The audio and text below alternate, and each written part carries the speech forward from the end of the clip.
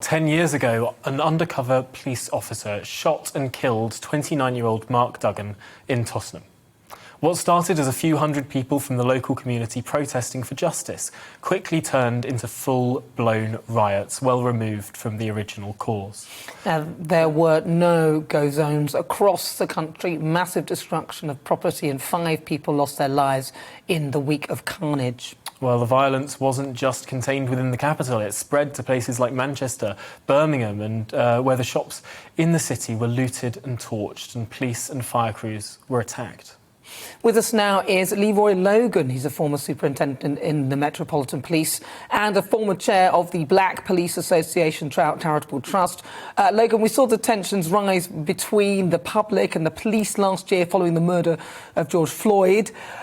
Should we be expecting anything similar like that, the things that we saw in 2011? I hope not. I would like to think that the Met Police and other force areas around the country have learnt from the experience of 2011 and understand the importance of sustained and very credible engagement with communities, especially those that have a lack of trust and confidence in policing because of their day-to-day experience with it. So I'd like to think that any suggestions that another riot or any form of uprising is possible, they'll nip it in the bud through proper policing and building those relationships with those disenfranchised communities.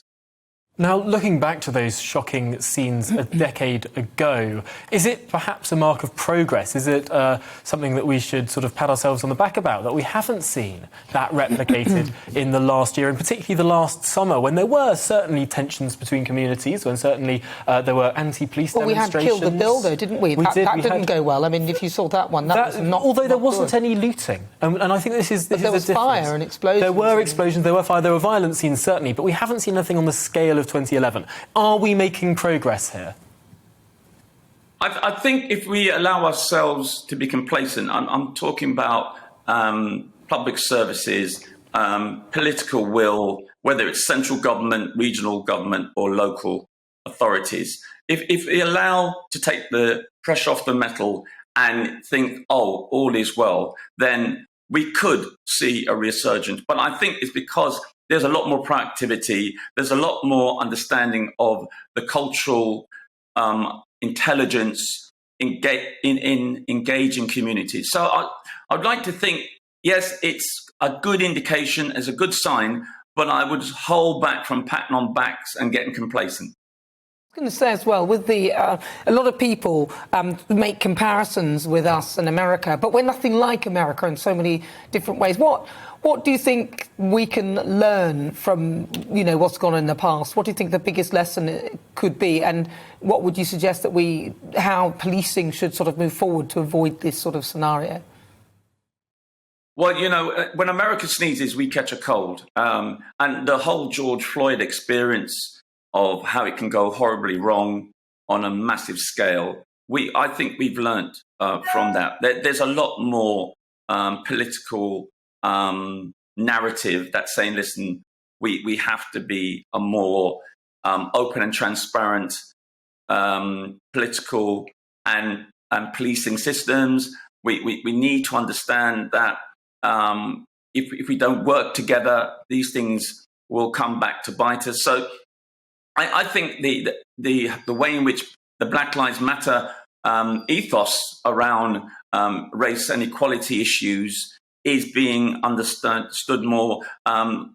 Public organisations are having proper dialogue with their black staff to ensure that the organisations, whether it's policing or otherwise, are a lot more culturally competent as to how to engage with communities, how to build bridges and not barriers. And especially around policing, there's a greater emphasis around community policing through safer neighbourhood teams, safer schools officers. And so you start to see a better discourse than 10 years ago. Can I just ask one last question, actually, with regard to recruitment of ethnic minority officers and things like that? What do you think is the big barrier to this? Because there does seem to be a very low uptake with people of these communities getting involved in the force. Well, actually, there's not a low uptake in people applying. It's just getting through the system of selection. The selection process was quite recently seen to be flawed. And this is after years and years of looking and assessing. And and even if when they get through, that there's the hostile environment that they can face. I myself faced that for many years. And it's, for some people, it's just not worth the effort. It's too demoralizing.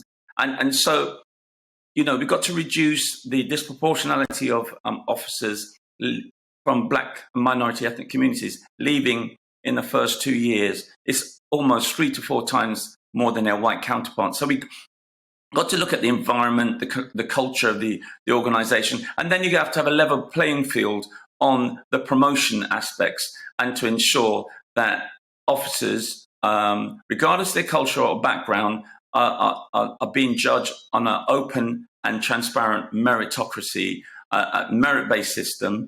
And then, of course, the ethical leadership at the top really needs to be saying, yeah, we have an issue. And then if you think about the All-Parliamentary Commission report by Yvette Cooper et al. Last week was showing clearly that there's still deep-rooted racial issues internally as well as externally. So I'd like to think the learning from all of this will help people not only to apply, to see the police service as an employer of choice, but also to not just survive, but to strive and achieve their true potential.